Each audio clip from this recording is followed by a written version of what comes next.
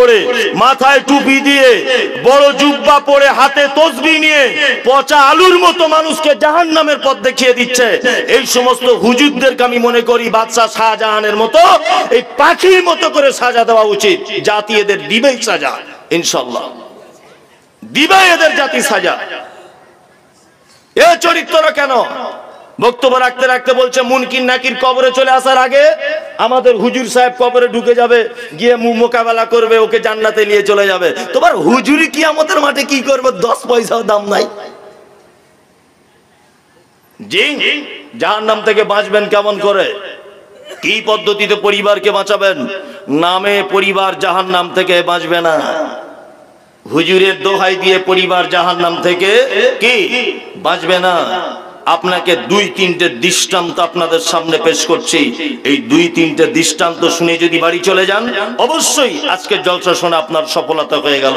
আচ্ছা, আপনারা বলতে পারেন আমাদের মাঝে একজন নবী ছিলেন, নবীটার নাম হচ্ছে নূহ আলাইহিস সালাম। নাম শুনেছেন? এই 4 বেটা, একটার নাম হাম, একটার নাম শাম, একটার নাম ইয়াফাজ, একটার নাম কেনান। 4 বেটা। কটা? 4টা। হাম, শাম, ইয়াফাজ, কেনান। 3টে বেটা ভালো, একটা বেটা বড় বদমায়েশ, তার নাম কেনান। নূহ আলাইহিস সালাম 1 বছর 2 বছর নয়, কোরআনের ভাষাতে 950 বছর দিনের দাওয়াত দিয়েছেন। শুধু দিনের দাওয়াত 1 ঘন্টা 2 ঘন্টা দেয়নি, লাইলা ওয়া নাহারা, রাত এবং দিন অবিরত দিনের কাজ করেছেন। তারপরেও তাফসীর কারকগণ বলতে গিয়ে বলেছেন যে খুব বেশি যদি হয়, কেউ কেউ বলেছেন 60 জন, কেউ কেউ বলেছেন 40 জন, কেউ কেউ বলেছেন 140 জন মানুষ ঈমান নিয়ে এসেছে। হযরত নূহ আলাইহিস সালাম আল্লাহর কাছে একদিন ফরিয়াদ করে বলছে, আল্লাহ, আমার এই তাওহীদি মিশনটা, এই দায়িত্বটা আমার কাছ থেকে তুলে নাও। আমার বয়স হয়েছে, কথা বলতে গেলে জোবানে লকনাত পয়দা হচ্ছে, তোতলা পান ভাব চলে আসছে। আল্লাহ এই দায়িত্ব আমার কাছ থেকে আমাকে অব্যাহতি দেওয়া হোক। আল্লাহ তাআলা নূহকে ডেকে বলছেন, নূহ, ওই নূহ, এক কাজ করো, বড় একটা নৌকা বানাও। যারা যারা ঈমান নিয়ে এসেছে, বিস্তারিত ঘটনা আমি কেটে কেটে বলছি, নৌকাতে তোলো। নৌকাতে ইমামদারদেরকে তোলা হলো, আর বলা হলো প্রত্যেক প্রাণীর জোড়ায় জোড়ায় নৌকাতে তুলে নাও। জোড়ায় জোড়ায় তুলে নেওয়া হলো। আল্লাহ তাআলা বলছেন, তোমার জাতিকে বলে দাও আমার তরফ থেকে আযাব আসছে, আযাব আসছে। বলছে, আল্লাহ, আযাবের নমুনা কি? বলছে, দেখবে মেয়েরা যখন রান্না করবে, আগুন জ্বলবে, তার ভিতর থেকেই দেখবে পানি বার হয়ে যাবে, এটাই আমার আযাব। পানি বার হচ্ছে। মুসা আলাইহিস সালাম এসে বলছেন, তোমরা সব সাবধান, আল্লাহর আযাব আসছে, খুব সাবধান। তখন লোকগুলো হাসটার বলছে, দেখাই যাবে তোমার আল্লাহর কত পাওয়ার আছে, দেখাই যাবে।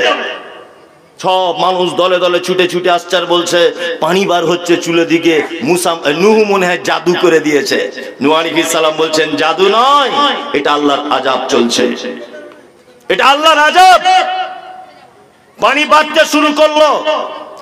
নূহ আলাইহিস সালাম নিজের বেটাকে ডেকে বলছে, কেনান, ও কেনান, তুমি কি ঈমান আনবে? তুমি কি নিজেকে পরিবর্তন করবে? কেনান বলছে, তোমার আল্লাহর এই পাওয়ার যে চুলোর ভিতর থেকে পানি বার হবে, এটা কোনো আযাব হলো? পানি আস্তে আস্তে বাড়ছে, 1 তলা 2 তলা পানি হয়ে যাচ্ছে, 1 কোমর 2 কোমর হচ্ছে, 1 হাঁটু 2 হাঁটু পানি যখন বাড়ছে, তখন নূহ আলাইহিস সালাম কেনানকে বলছে, কেনান, এখনো পর্যন্ত টাইম আছে, তুমি কি ঈমান আনবে? তখন কেনান বলছে, না, ঈমান আনবো না। তোমার আল্লাহর কি এই পাওয়ার আছে যে তোমার আল্লাহ যদি পাহাড়ে পানি লাগিয়ে দিবে? তোমার আল্লাহর এই পাওয়ার আছে? নূহ আলাইহিস সালাম সমস্ত মুমিন মানুষদেরকে নিয়ে কিস্তিতে নৌকাতে আছেন। কেনান আছে কোথায়? না, কেনান আছে জুদি পাহাড়ের একেবারে চরম শীর্ষে। যখন জুদি পাহাড় পানি ওভারটেক করছে, বেটা হাবুডুবু খাচ্ছে, নিজের বেটা কে? কেনান। নূহ আলাইহিস সালাম নৌকা নিয়ে ঘুরছেন আর বারবার বলছেন, ইন্নাহু লি আহলিহি, আল্লাহ, এটা আমার পরিবার। সবাই মারা গেল, সবাই মারা যাচ্ছে, আমার কোনো আপত্তি নেই। বেটা হাবুডুবু খাচ্ছে আর নবী নূহ নৌকা নিয়ে চারিদিকে ঘুরছেন, আল্লাহকে বলছে, আল্লাহ, সবাই মারা যাচ্ছে, এটা মেনে নিতে পারছি, কিন্তু এটা তো আমার বেটা, একটু নৌকাতে তোলার পারমিশন যদি দেওয়া হয়। আল্লাহ উপর থেকে বলছে, নূহ, ঈমান যারা এনেছে তাদের সঙ্গে তোমার সম্পর্ক, ঈমান যারা আনেনি তাদের সঙ্গে সম্পর্ক নেই। আরে খোদ নিজে নবী হয়ে নিজের বেটাকে বাঁচাতে পেরেছে? বাঁচাতে পেরেছে? বাঁচাতে পারছেন না। আমাদের নবী মুহাম্মদ সাল্লাল্লাহু আলাইহি ওয়াসাল্লামের আপন চাচা, নাম তার আবু তালেব। আপন চাচা, নাম তার আবু তালেব। আবু তালেব অসুস্থ হয়ে গেলেন। ইসলামিক ইতিহাস যদি আপনি পড়েন, আপনি যদি তারিখের কিতাবগুলো যদি পড়েন, আপনার এলাকাতে যত আলেম রয়েছে সমস্ত আলেমদের কাছে যদি এটা জানার চেষ্টা করেন যে আল্লাহর নবী সাল্লাল্লাহু আলাইহি ওয়াসাল্লামের কখনো কোন সময় বিরোধিতা করেছিলেন আল্লাহর নবীর চাচা আবু তালেব, আমি মুমতাজুল ইসলাম, এটা আপনি জীবনে কোনোদিন প্রমাণ করতে পারবেন না। আবু তালেব আল্লাহর নবীকে কত ভালোবাসতেন, আমি একটা সিনেমার নাম বলে দিচ্ছি, প্রত্যেক মানুষ বাড়িতে গিয়ে আজকে এই সিনেমাটা দেখে নেবেন। আজকে যদি ঘুম লেগে যায় অন্তত পক্ষে কালকে দেখবেন। কি সিনেমার নাম? দা মেসেজ। কি বললাম? দা মেসেজ। দেখেছেন অনেকজন? হ্যাঁ, অনেকজন দেখেছেন। আবার আগামীকাল দেখবেন, বয়স্ক থেকে ইয়াং যত মানুষ আছেন, দা মেসেজ অবশ্যই একবার দেখবেন। তাহলে আপনার একটা অনুভব জাগবে যে হযরত মুহাম্মদ সাল্লাল্লাহু আলাইহি ওয়াসাল্লামকে চাচা কত ভালোবাসতেন, কত আদর করতেন। বেঈমান মুশরিকেরা নবীজিকে মারতে এসেছেন, প্রাচীরের মতো দাঁড়িয়ে গিয়ে বলেছে আমার ভাতিজার গায়ে হাত দিবে না, ঈমান আনবে না, সেটা আলাদা বিষয়, মুহাম্মদকে মারতে আসবে না, চাম তুলে দেবো বলে দিলাম, আমি তার চাচা বেঁচে আছি। এই চাচা, মুহাব্বতের চাচা মারা যাচ্ছেন। আল্লাহ নবী সাল্লাল্লাহু আলাইহি ওয়াসাল্লাম চাচাকে গিয়ে বলছেন, চাচা একবার শুধু কলমাটা পড়ো, একবার, শুধু একবার কলেমাটা পড়ে নাও। এরকম চাচা ভাতিজা কথা চলছে। আবু জেহেল, আবু লাহাব দল বলেছে, বলছে কি ব্যাপার আবু তালেব, সারা জীবন আমাদের সঙ্গে থাকলে আর মরার সময়তে মোহাম্মদের দল গ্রহণ করে কবরে চলে যাবে, এটা কেমন হচ্ছে না? কথোপকথন চলছে। আল্লাহ নবী সাল্লাল্লাহু আলাইহি ওয়াসাল্লামের চাচার টাইম শেষ, মারা গেলেন। বিশ্ব নবী নিজের জবানে বলছেন, আমার চাচাকে কিয়ামতের মাঠে জাহান্নামে দেওয়া হবে। আর শুধু জাহান্নামে দেওয়া হবে না, দুটি লোহার জুতোকে গরম করে আমার চাচার পায়ে পরিয়ে দেওয়া হবে। তার তাপে আমার চাচার মাথার মগজ টকবক করে ফুলবে। আরে নবী তার চাচাকে পর্যন্ত বাঁচাতে পারছেন না, নিজের জবানে বলছেন চাচা জাহান্নামে যাবে। তার মানে এই দু তিনটে ঘটনা বলে আপনাকে যা বোঝালাম, পৃথিবীর কোন খ্যাতি, পৃথিবীর ধন সম্পদ, পৃথিবীতে বংশমর্যাদা, পৃথিবীতে ব্যক্তিত্ব, পৃথিবীতে চিন্তাবিদ, পৃথিবীতে শিক্ষক, পৃথিবীতে কোন নবী, পৃথিবীতে কোন রসুল নিজের ক্ষমতা দিয়ে কিয়ামতের মাঠে তার পরিবারকে পর্যন্ত বাঁচাতে পারবে না। হুজুর বলছে কি করে আমার মুরিদদেরকে বাঁচিয়ে দিব? হুজুর বলছে কি করে এ কথা? পরিবারকে বাঁচাবেন কি করে? জি, আল্লাহ তাআলা পবিত্র আল কোরআনের মধ্যে বলছেন পরিবারকে কি করে বাঁচাতে হবে। আপনার পরিবারকে বাঁচানোর আগে আমি পৃথিবীর একটা মারাত্মক মানুষের নাম বলছি, আপনারা শুনতে থাকুন আস্তে আস্তে করে। যদি টাইম থাকে অবশ্যই আপনাদেরকে আমি অনেক কথা বলার চেষ্টা করছি। আমাদের মাঝে একজন লোক ছিলেন, আমাদের মাঝে নয়, মানে গত হয়ে গেছেন, ছিলেন, যার নাম পবিত্র আল কোরআনে আল্লাহ সুবহানাহু ওয়া তাআলা উল্লেখ করেছেন। লোকটার নাম কি? লোকমান হাকিম। লোকমান হাকিম মারাত্মক মানুষ ছিলেন। এত মারাত্মক মানুষ ছিলেন, উনি নবীও নন, উনি রাসূলও নন। এরকম নবী নয়, রাসূলও নয়, অথচ হাদিস কোরআনে নাম এসেছে অনেক মানুষের, অনেক মানুষের।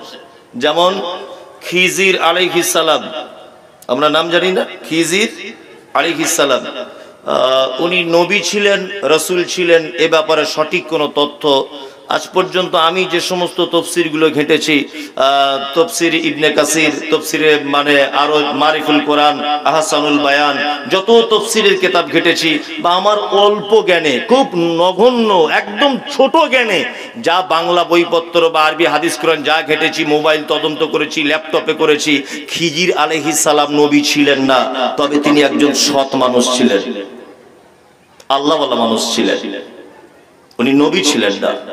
লোকমান হাকিম নবী ছিলেন না। লোকমানের বাড়ি কোথায়, এর পরিচয় কি? সংক্ষিপ্ত আকারে পরিবারকে কি কি জিনিস দিয়ে জাহান্নাম থেকে বাঁচাবেন সেই পদ্ধতিটা আমি লোকমান হাকিমকে দিয়ে প্রমাণ করছি। লোকমান হাকিম এনার নাম। হাকিম মানে ভাববেন না যে চিকিৎসা করতেন, হেকিমি চিকিৎসা আছেন আমাদের বাজারে, ভাববেন না যে লোকমান হাকিম মানে ডাক্তার ছিল, জি না। হাকিম মানে প্রজ্ঞাময়, খুব অতিরিক্ত জ্ঞানী মানুষ, উনি প্রজ্ঞাময় মানুষ ছিলেন। প্রচন্ড জ্ঞান ওনার, প্রচন্ড জ্ঞান। লোকটা বাড়ি কোথায় ছিল, লোকটা দেখতে কেমন ছিল, আপনাকে একটু ধারণা দিই আমি। এই লোকটার বাড়ি ছিল, আমরা জানি যারা ইতিহাস জানেন, ইতিহাস যারা জানেন যে দুর্ভিক্ষের মহাদেশ বলা হয় কোন দেশকে? আফ্রিকা। আফ্রিকাকে, দক্ষিণ আফ্রিকাকে দুর্ভিক্ষের মহাদেশ বলা হয়। এই দক্ষিণ আফ্রিকার একটা শহরের নাম, একটা জায়গার নাম হাবাসা। কি নাম? হাবাসা। এই হাবাসা শহর বর্তমানে যার নাম ইথিওপিয়া। ইথিওপিয়া বর্তমানে যার নাম, হাবাসার নাম ইথিওপিয়া। এই ইথিওপিয়া অঞ্চলে জন্মগ্রহণ করেছিলেন কে? না, লোকমান হাকিম। এই ইথিওপিয়া বা হাবাসার আরো ইসলামিক অনেক ঐতিহাসিক প্রেক্ষাপট রয়েছে, যেমন হযরতে বেলাল হাবশি, যাকে আমরা হাবশি বলি, হযরতে বেলাল এই ইথিওপিয়ার মানুষ ছিলেন। বাদশাহ নাজ্জাশী, যে ঘটনা এসেছে অনেক লম্বা চড়া, বাদশাহ নাজ্জাশী ইনি হাবশি দেশের মানুষ ছিলেন, অর্থাৎ ইথিওপিয়ার মানুষ ছিলেন। ইসলামিক অনেক প্রেক্ষাপটের সঙ্গে জড়িত রয়েছে। তা লোকমান হাকিম ছিলেন, উনি ছিলেন এত জ্ঞানী মানুষ, উনি মানে বাল্যকালে বকরি চড়াতেন। কি করতেন? বকরি চড়াতেন, বকরি চড়াতেন। তা উনি বকরি চড়াতে চড়াতে ওনার একটা বাল্য বন্ধু ছিল, বাল্য বন্ধু। উনি একদিন মসজিদের ভিতরে বসে মানুষের সামনে তালিম দিচ্ছেন, মানুষের সামনে কি তালিম দিচ্ছেন। তালিম দিতে দিতে ওই বাল্যকালের বকরি চড়ানো বন্ধুটা ঢুকেছে, ঢুকে বলছে, কি ব্যাপার লোকমান, তুমি কালকে পরশু আমার সঙ্গে ছাগল চড়াতে, তুমি আবার আজকে মানুষকে দিনের কাজ করছো, দিনের তালিম দিচ্ছ? তখন লোকমান হাকিম বলা হচ্ছে আবার যে তুমি লোকমান তুমি এত বড় হলে কি করে? লোকমান তখন বলছে, তিনটে কাজ করলে মানুষ বড় হয়। কটা কাজ? তিনটে কাজ। এক, সর্বদাতে সত্য কথা বলবে। দুই, সর্বদাতে হক কথা বলবে। তিন, অকথ্য ভাষা, অপ্রয়োজনীয় ভাষা একটাও বার করবে না। এই তিনটে কাজের তুমি দায়িত্ব নাও, আল্লাহ তোমার মর্যাদা বাড়িয়ে দেবে, আল্লাহ তোমার মর্যাদা বাড়িয়ে দেবে। ইনি নবীও ছিলেন না, রাসূলও ছিলেন না। আল্লাহ সুবহানাহু ওয়া তাআলা শুধুমাত্র দৃষ্টান্ত পেশ করার ব্যাপারে এই মহান ব্যক্তির কথা পবিত্র আল কোরআনের ভিতরে নিয়ে এসেছেন, যে জাহান্নাম থেকে বাঁচবে কেমন করে আর মানুষ জান্নাতে যাবে কেমন করে। আপনি অবাক হয়ে যাবেন। লোকমান হাকিম তার বেটাকে কয়েকটা উপদেশ দিচ্ছেন। আমি আপনি সবাই যারা আমরা এখানে বসে আছি, শুধু যদি লোকমান হাকিমের এই উপদেশগুলোই যদি আমরা আমার বেটাকে, আমরা আমার বেটিকে, আমি আমার পরিবারকে যদি দিতে থাকি, ইনশাআল্লাহুল আজিজ আপনার জীবনে সফলতা আসবেই।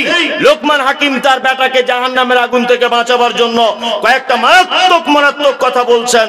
তার মধ্যে একটা কথা হচ্ছে এই, লোকমান হাকিম বলছেন, কি বলছেন? পরিবারকে বাঁচাচ্ছেন, আপনার ছেলেকে আপনি বাঁচাবেন, আপনার মেয়েকে বাঁচাবেন। তো সর্বপ্রথম আপনি বাপ হিসাবে আপনার যে দায়িত্ব, সেটা লোকমান হাকিমের কথা নকল করে আপনাকে বলছে। আল্লাহ তাআলা বলছেন, ওয়াইজ ক্বালা লুকমানা লিইবনিহি। লোকমান হাকিম তার বেটাকে, পরিবারকে বাঁচাচ্ছেন জাহান্নামের আগুন থেকে।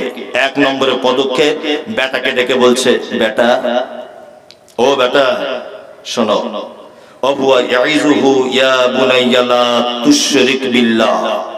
কখনো তুমি যেন ভুল করেও শিরক করে দিও না, শিরক মহাপাপ। তাহলে আপনার পরিবারকে সর্বপ্রথম জাহান্নামের আগুন থেকে বাঁচাবার জন্য আপনাকে কি পদক্ষেপ গ্রহণ করতে হবে? কি? শিরক। শিরক থেকে বাঁচিয়ে নিতে হবে আপনার পরিবারকে। সর্বপ্রথম আপনাকে পদক্ষেপ নিতে হবে যে শিরক থেকে বাঁচিয়ে নিতে হবে আপনার পরিবারকে, আপনার বেটাকে সর্বপ্রথম জাহান্নাম থেকে বাঁচাবার জন্য। শিরক মারাত্মক বড় পাপ। শিরক কত বড় পাপ, শিরক কত মারাত্মক, শিরক কেমন, আপনাকে তার ধরনটা দিচ্ছি, শুনে যান। শিরকের বাংলা, আল্লাহর যে ক্ষমতা আছে, এই ক্ষমতা পৃথিবীর আর অন্য কারো আছে, এটা মনে করা কি? শিরক। আল্লাহর যে ক্ষমতা আছে, পৃথিবীর অন্য কারো এই ক্ষমতাটাই আছে, এটা মনে করা কি? শিরক। রুজির মালিক কে? আল্লাহ। হায়াতের মালিক আল্লাহ, মওতের মালিক আল্লাহ। হুজুর, আপনি দোকান করেছেন, তা হুজুরের কাছে গেছেন একটা তাবিজ আনতে, যে হুজুর যেন বেচা কেনা বেশি হয়, ইনকাম যেন বেশি হয়। হুজুর তাবিজ দিয়ে দিল দোকানে বেচা কেনা বেশি হওয়ার জন্য। তো হুজুর যদি তাবিজের এত গরম, বেচা কেনার ইনকামের রাস্তা বেশি হওয়ার জন্য যদি তাবিজ হুজুর দিতে পারে, তা হুজুর দুনিয়ার সব টাকা তো নিজের কাছেই রাখতে পারে, হুজুর কেন তাবিজ বেচে খায়? হ্যাঁ, হুজুর কেন তাবিজ বেচে খায়? ও তাবিজের যদি এত পাওয়ার হয়, দোকানদারের বেচা কেনা যদি বেড়ে যায়, তা হুজুর তাবিজ দিয়ে তো সমস্ত ব্যাংকের টাকা, ব্যবসা বিজনেসের টাকা নিজের কাছে গচ্ছিত করে নিতে পারে, হুজুর কেন পারে না? বোকা তো গাছে ধরে না, বোকা গাছে ধরে? বোকা গাছে ধরে না, বোকা কোথায় হয়? আমার আপনার ভিতরে হয়। সারা ভারতবর্ষের যত মাজার আছে, হাজি আলী বলুন, আপনার ওই কি বলে পাথর চাপড়ি বলুন, ওই ঘুটিয়া শরীফ বলুন, আজমির বলুন, কাশ্মীর বলুন, দান বাবা বলুন, ফকির বাবা, লালচাঁদ বাবা, যত বাবা আছে, এই যত বাবাদের মাজার আছে, দেখবেন প্রত্যেক মাজারে ঢোকার আগে কিছু ভিখারি তারা থালা নিয়ে বসে থাকে। দেখেছেন এগুলো? আরে ঘুরতেও তো গেছেন রে ভাই, দেখেন না এগুলো? দেখেন। তাহলে ফকির ওর একটা জ্ঞান হয়েছে, ও অশিক্ষিত হতে পারে, ও ভিখারি হতে পারে, কিন্তু ও একটা ভালো জিনিস বুঝেছে যে মরা মানুষের কাছে কোনো কিছু পাওয়া যায় না, ওই জন্য জীবিত মানুষের কাছে থালা নিয়ে বসে আছে। আর এ শিক্ষিত মানুষ, এ যাচ্ছে মরা মানুষের কাছে চাইতে, মানে বোকা তো আর গাছে ধরে না। ওরে ভিখারি বসে আছে জীবিত মানুষের কাছে থালা নিয়ে, আর ও চলে যাচ্ছে মরা মানুষের কাছে দোকানে বেচা হওয়ার জন্য দুয়া চাইতে। আল্লাহু আকবার। এইসব ব্যবসা ভণ্ডামি চিটিংবাজি ছাড়া আর কিছু নাই। আল্লাহ নবী সাল্লাল্লাহু আলাইহি ওয়াসাল্লামের প্রাণ প্রিয় শহর, আমার আপনার প্রাণ প্রিয় শহর, তার নাম মদিনা। মদিনাতে 10,000 সাহাবীদের কবর আজও পর্যন্ত রয়েছে। আল্লাহ নবী মুহাম্মদ সাল্লাল্লাহু আলাইহি ওয়াসাল্লামের কবর রয়েছেন, আবু বকর, ওমর, উসমান, আলীর কবর রয়েছে, আরো 10,000 কবর বাকিউল গারকাদে খুঁজে পাওয়া যায়। এই 10,000 কবরের উপরে মাজার করা হলো না, এই 10,000 কবরের উপরে পাথর মানে চাদর চড়ানো হলো না, এই 10,000 কবরের উপরে উদযাপন করা হলো না, এই 10,000 কবরের উপরে একবারও মেলা করা হলো না। আল্লাহর নবী নিজে মদিনাতে শুয়ে আছেন, আল্লাহর নবীর কবরকে কেন্দ্র করে কোনোদিন ঔরস করা হলো না। আরে 2 নম্বর কোয়ালিটির হুজুর বলছে আমাদের প্রত্যেক বছরে 3 দিন করে ঔরস হবে। পাক্কা চিটিংবাজ ভণ্ডদের থেকে দূরে থাকবেন। বক্তব্য রাখতে রাখতে বলছে আহলে হাদিসরা নাকি ইহুদিদের দালাল। বক্তব্য রাখতে রাখতে বলছে, হুজুর বক্তব্য রাখতে রাখতে বলছে নফল নামাজ আমাকে বিনা পারমিশনে কেউ পড়তে পারবে না। কি লাট সাহেবের বেটা, মনে মনে ভাবছি আল্লাহ তুমি যদি একবার দেখা দিতে, একবার দেখিয়ে দাও, চাপিয়ে সোজা করে দাও। বলছে নফল নামাজ আমাদের বিনা পারমিশনে পড়া যাবে না। আল্লাহু আকবার, আপনি অবাক হয়ে যাবেন। আবার বলছে আমাদের উপরে দরুদ পড়তে হবে। আবার বলছে আমরা আওলাদে রসুল, রসুলের বেটা আর কি। আওলাদ মানে কি? সন্তান সন্ততি। তো বলছে রসুলের সন্তান সন্ততি। এই আল্লাহ রসুলের কেউ বলেছেন 3টে বেটা, আবার কেউ বলেছেন একটা বেটা 2টো নাম নিয়ে 4টে বেটা। যাক মতান্তর কথা, আমি 4টেই ধরে নিলাম। আল্লাহ নবী সাল্লাল্লাহু আলাইহি ওয়াসাল্লামের 4টে বেটা, 4টে বেটার একটাও বেঁচে ছিল, একটা বেঁচে ছিল। 4টে বেটায় তো পৃথিবী থেকে চলে গেছেন, তাহলে আওলাদে রসুল হলো কি করে? বংশ বিস্তার হলো কি করে? আরে যুক্তিতেও লজিকেও ভুল। আশ্চর্য ব্যাপার। বলছে আশিকে রাসূল, নিজেকে দাবি করছে হুজুর আশিকে রাসূল। আশিকে রাসূল মানে রসুলের প্রেমিক। রসুলের প্রেমিক এরকম হয়? আল্লাহ নবী সাল্লাল্লাহু আলাইহি ওয়াসাল্লাম হযরত আম্মা জান খাদিজা মারা গেলেন, চাচা আবু তালেব মারা গেলেন, বড় অসহায় হলেন, খুব বড় অসহায়। অসহায় হবার পরে তায়েফের মাঠে গেলেন ইসলাম প্রচার করতে। তায়েফের মাঠে ইসলাম প্রচার করতে গেলেন। ইসলাম প্রচার করার সময়তে আল্লাহ নবী সাল্লাল্লাহু আলাইহি ওয়াসাল্লাম একটা পদক্ষেপ গ্রহণ করেছিলেন। আলেমগণ জানেন, আল্লাহ নবী সাল্লাল্লাহু আলাইহি ওয়াসাল্লাম সর্বপ্রথম তায়েফের লিডারদের বাড়িতে গিয়েছিলেন। সাধারণ মানুষদের বাড়িতে যায়নি, লিডারদের বাড়িতে গিয়েছিলেন। গিয়ে বলছেন তুমি এই গ্রামের সম্ভ্রান্ত ঘরের লোক, তোমাকে নেতা হিসাবে মানে চলো, আমি ইসলামের দাওয়াত নিয়ে এসেছি, আমি নবী, আমার কাছে ওহী আসছে, আল্লাহ এক, সমস্ত দেবদেবীকে মুছে দাও। যখনই আল্লাহ নবী কথা বলেছেন তখনই মারা হলো পাথর, মেরে রক্তাক্ত করে দেওয়া হলো। আল্লাহ নবী সাল্লাল্লাহু আলাইহি ওয়াসাল্লাম দৌড়ে চলে এলেন, ছুটে চলে এলেন পাহাড়ের উপরে। পাহাড়ের ফেরেশতারা যারা ডিপার্টমেন্টে রয়েছে, পাহাড়ে নিয়োজিত ফেরেশতারা আল্লাহ নবীকে গিয়ে বলছেন, নবীজি আপনাকে এই অবস্থা কে করলো, কে আপনাকে এত পাথরে আঘাত করলো? বিশ্বনবী বলছেন, তায়েফের অবুঝ মানুষেরা। ফেরেশতারা রেগে আগুন ধরে গেছে, একদম এত রেগে আছে।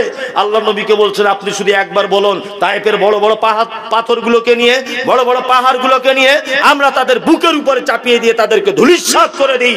আল্লাহ নবী সাল্লাল্লাহু আলাইহি ওয়াসাল্লাম সেদিন বলেছিলেন, কখনোই নয়, থেমে যাও। আজকে যদি তাদেরকে তোমরা মেরে দাও, আজকে যদি তাদেরকে তোমরা পাথর মেরে যদি মেরে দাও, আজকে যদি তাদের বুকের উপরে যদি পাহাড় চাপিয়ে মেরে দাও, তাহলে আমি মুহাম্মদ সাল্লাল্লাহু আলাইহি ওয়াসাল্লাম দিন কাদের কাছে পৌঁছাবো? আপনি যদি ক্ষমাই যদি করতে না পারেন, আশিকে রাসূল হলেন কি করে? আমি একটা সোশ্যাল মিডিয়াতে কথা বলেছি, তোমার বিরুদ্ধে চলে গেছে, কথাটা যদিও সত্য, তুমি বক্তব্যতে উঠেই বলছে মমতাজুল ইসলাম বেজম্মার ছেলে। এটা তোমার মুখের ভাষা? ও আশিকে রাসূল নয়, তুমি এক নম্বর আশিকে শয়তান, এক নম্বরের আশিকে শয়তান। আমি বলছি, একটা পীর সাহেব মরে কত জায়গায় সেটা আগে বলুন তো। একই পীরের নাম দিয়ে 4 জায়গায় মাজার, তো মরেছে ক জায়গায়? আশ্চর্য ব্যাপার এগুলো, অবাক লাগে আমার শুনলে এগুলো। এদের ব্যবসাটা ঠিক কেমন জানেন তো? আমি একটা গল্প বলি মাঝে সাঝে, আপনাকে বলছি, তবে এর ভিতরে শিক্ষা আছে। একটা পীর সাহেব একটা মুরিদ পুষেছে, মানে ভক্ত আর কি, তার খুব ভক্ত, এত ভক্ত সে যা বলে তাই। এখন পীর সাহেব ওর সঙ্গে একটু ওই ভক্তের একটু ঝগড়া মতো হয়েছে, মনোমালিন্য কিছু ঘটেছে। তা পীর সাহেব তখন বলছে যে, তুই এক কাজ কর, তোকে আর আমার এখানে রাখবো না, তুই ঘর চলে যা। তা ও তখন বলছে যে, পীর সাহেব আপনার পায়ে দুটো জড়িয়ে ধরে বলছি, এই আজকে 16 বছর আপনার কাছে থাকলাম, আমি বাড়ি গিয়ে কি করে খাবো? তা বলছে, এক কাজ করে, একটা গাধা কিনে দিচ্ছি, গাধা গিয়ে বাড়ি গিয়ে চড়াবি, যা যা, গাধায় গিয়ে মাল টাল বহাবি আর খাবি, যা। তা বলছে, তাহলে তাই হবে, পীরের উপরে তো কথা বলা যাবে না, তাই হবে। নিয়ে গাধাটাকে নিয়ে বাড়িতে গেছে, 2-1 বছর গাধাটা বেশ ভালোই মাল টাল বহেছে। এখন একদিন গাধাটা মরে গেছে। এখনো পীরের কাছে থেকে তো একটু কিছু কিছু অল্প অল্প শিখেছে। এই তখন ভাবছে যে, গাধা যখন মরে গেল, এবার আমি কি করে খাবো? নিয়ে রাতের বেলা কি করেছে, রাতারাতি কবর করে গাধাটাকে কবর দিয়ে উপরে একটা লাল চাদর চড়িয়ে দিয়েছে, নিয়ে নাম দিয়ে দিয়েছে গাধা শাহ রহমতুল্লাহ আলাই। কি বলছি বুঝতে পারছেন না? কি বললাম? গাধা শাহ রহমতুল্লাহ আলাই। এখন লোক তো দেখছে, ওরে বাবা, রাতারাত্রি মাজার মানে বিশাল বড় পীর, তো সাংঘাতিক ব্যাপার। লোক সব এখন ওই মাজারে আসছে, দলে দলে লোক মাজারে আসছে। এখন ওই যে আসল পীর একে তাড়িয়ে দিয়েছিল, ওর একটু ব্যবসাতে ভাঁটা চলছে, মানে ওর কিছু কাস্টমারের দিকে চলে এসছে। ও একদিন থাকতে পারেনি, এর কাছে এসেছে, নতুন নতুন পীর হয়েছে, এসে বলছে, কি ব্যাপারে সেন্টু, তোর কাছে যে কাস্টমার বেশি, তা তুই কার মাজার করেছিস? এখন পীরে পীরে তো মিল থাকবে। এ তখন বলছে, এই এই ঘটনা, আপনি যে গাধাটা দিয়েছিলেন না, ওই গাধাটা মরে গেছে, কি করবো, রাতারাত্রি মাজার করে দিয়েছি, এখন বেশ আলহামদুলিল্লাহ ভালোই ব্যবসা চলছে, খুব জমিয়ে চলছে। তখন ওই আসল পীর বলছে, ওরে খ্যাপা কোথাকারে, তোকে যে গাধাটা আমি দিয়েছিলাম, ওই গাধার মাই তো আমার বাড়িতে মাজার করা আছে, ওই গাধার মায়ের মাজার আমার বাড়িতে আছে। কি বুঝলেন? সব চিটিংবাজ। হুজুর বলছে ফুঁক দিয়ে বোতল ফাটিয়ে দিতে পারে। হুজুরের কেরামতে শুনুন, বলছে ফুঁক দিত, এত ফুঁয়ের তেজ যে বোতল ফেটে যেত।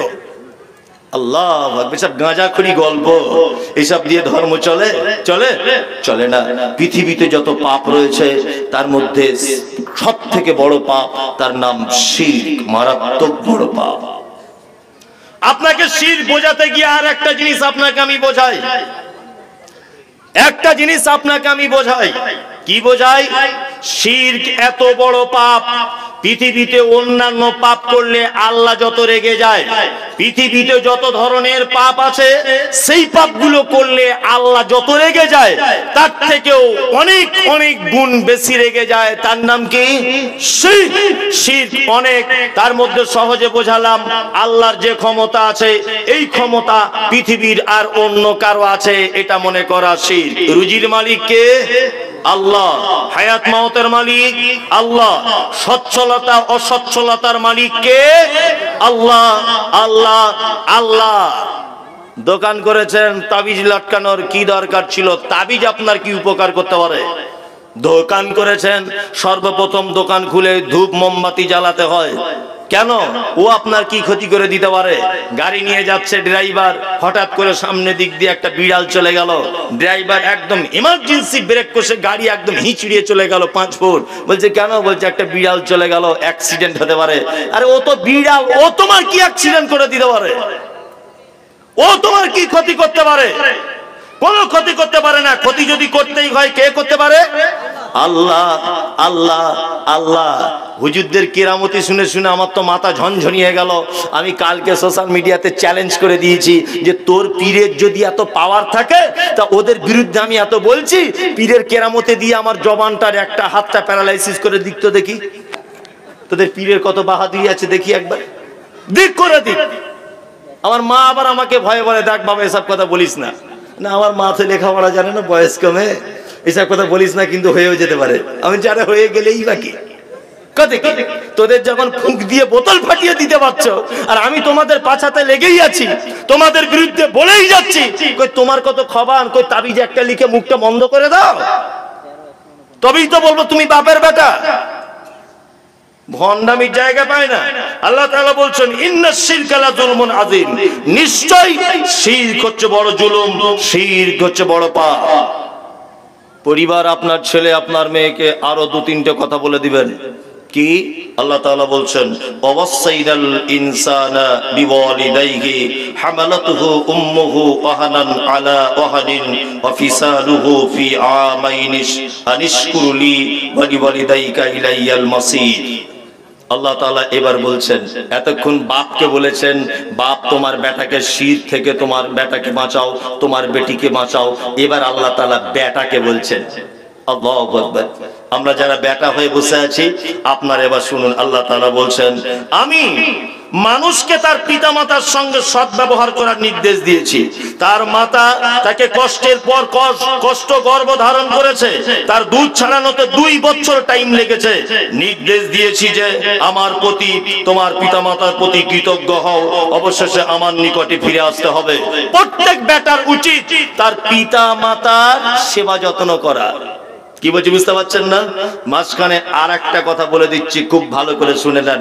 আচ্ছা বলুন তো, জান্নাতে যেতে গেলে কার মাধ্যমে জান্নাত যাওয়া যায়? আল্লাহ এবং তার কে? জি, আতিউল্লাহ ওয়া আতিউর রাসূল। আল্লাহ এবং তার রাসূলের আনুগত্যের মাধ্যমে কি কোথায় যাওয়া যায়? জান্নাত যাওয়া যায়। পৃথিবীতে আল্লাহ এবং তার রাসূলের মাধ্যম ছাড়া কোন মানুষের মাধ্যমে যদি জান্নাতে যাওয়ার ব্যবস্থা যদি থাকে, তার নাম হচ্ছে আব্বা আর মা। এই আব্বা মায়ের মধ্যে আবার হাই কোয়ালিটি অর্জন করে নিয়েছে, আব্বা মায়ের মধ্যে আবার উঁচু দরজা নিয়ে নিয়েছে, তার নাম হচ্ছে মা। আমি মুমতাজুল ইসলাম সোশ্যাল মিডিয়াতে এবং আপনাদের সামনে আবার এটা বলে দিয়ে যাচ্ছি, এ কথায় বিতর্কিত হতে পারে। পিতামাতার পায়ের তলায় জান্নাত, পৃথিবীতে এরকম কোন হাদিস নেই। পিতামাতার মায়ের পায়ের তলায় জান্নাত, এইরকম কোন হাদিস আমার জানা নেই। মায়ের পায়ের তলায় জান্নাত, এই কথাই চূড়ান্ত। আল্লাহ নবী সাল্লাল্লাহু আলাইহি ওয়াসাল্লাম হাদিস যেটা ব্যবহার করেছেন, তাহাতা উম্মাহাত, মায়ের কথা ব্যবহার করেছেন, যে মায়ের পায়ের তলাতেই কি জান্নাত, বাপের পায়ের তলায় জান্নাত নেই। এক কথাতে বোঝা গেল পুরুষের পায়ের তলাতে কিছু নেই। মহিলাদের মাঝখানে একটা হাদিস চলছে, কি হাদিস? যে স্বামীর পায়ের তলায় জান্নাত, এটা কোনো হাদিসেই নেই। পিতামাতার পায়ের তলায় জান্নাত কথা এটা নয়, মায়ের পায়ের তলায় জান্নাত এ কথা চূড়ান্ত। পিতামাতা নয়, মায়ের পায়ের তলায়। চলুন, মায়ের সেবার মাধ্যমে আপনি জান্নাত যেতে পারবেন। পৃথিবীতে একটি ভালো কাজ আছে, 2টি ভালো কাজ আছে, 3টি ভালো কাজ আছে। যদি বিপদে আপনি কোনোদিন পড়ে যান, বিপদে যদি কোনোদিন যদি আপনি পড়ে যান, তাহলে একটা কাজ অবলম্বন করুন আজকে থেকে। কোনোদিন যদি আপনার বিপদ হয়ে যায় জীবনে, কি বিপদ? মারাত্মক মামলাতে ফেঁসে গেছেন মিথ্যা ভাবে, মারাত্মক মিথ্যা কোনো কেসে জড়িয়ে গেছেন মারাত্মক ভাবে, গাড়ি অ্যাক্সিডেন্ট করেছেন, রাস্তার ধারে পড়ে আছেন, মারাত্মক অসহায়, কেউ নেই। আপনি সেই সময়তে একটা পথ অবলম্বন করবেন, একটা পথ। কি পথ? আপনাকে পথটা বলার আগে একটা ছোট্ট ঘটনার একটু অংশ শুনিয়ে দিচ্ছি কেটে কুটে, মূল কথাটা বোঝানোর জন্য। সেটা হচ্ছে এই যে বানি ইসরাইলের 3 যুবক, বানি ইসরাইলের 3 যুবক, এই 3 যুবক তারা পাহাড়িয়া কোনো এক এলাকাতে বেড়াতে গেছে বা ঘুরতে গেছে। এখন ঝোড়ো হাওয়া হচ্ছিল, এই ঝোড়ো হাওয়া থেকে তারা বাঁচার জন্যে, তারা কি বাঁচার জন্যে তারা একটা পাথরের গর্তে, পাহাড়ের গর্তের ভিতরে আশ্রয় নিল, যে যদি ঝোড় হাওয়াতে পাথর মাথায় এসে পড়ে একটা গর্ততে আশ্রয় নিল। আল্লাহর কল কি হলো, একটা বড় পাথর এসে ওই গর্তটা আটকিয়ে গেল। 3 জনা কেউ আর বার হতে পারছে না। আল্লাহু আকবার, বড় বিপদে পড়েছে তারা। একজন আর একজনকে বলছে, শোন, বাঁচার একটা পথ রয়েছে, এছাড়া বিকল্প কোনো রাস্তা নাই। বাঁচার পথটা কি? বলছে, তুই কি ভালো কাজ করেছিস জীবনে বল, তুই কি ভালো কাজ করেছিস জীবনে বল, তুই কি ভালো কাজ করেছিস জীবনে বল। এই ভালো কাজের মাধ্যমে আল্লাহ যদি ইচ্ছা করে তাহলে পাথর সরে যেতে পারে। তার মধ্যে একজন বলছে, আমি আমার মা এবং আব্বাকে এত সেবা করেছি, বিস্তারিত ঘটনা। আমি বকরি চড়াতাম, মাকে সে রাতের বেলা দুধ পান করা, অনেক ঘটনা। মূল কথা হলো এটা যে আমি আমার মায়ের সেবা করেছি। আল্লাহ তাআলা এই মায়ের সেবা করার কারণে, মায়ের যত্ন করার কারণে সর্বপ্রথম পাথরের 3 ভাগের 1 ভাগকে সরিয়ে দিলেন। মায়ের সেবা করার মাধ্যমে 3 ভাগের 1 ভাগকে সরিয়ে দিলেন।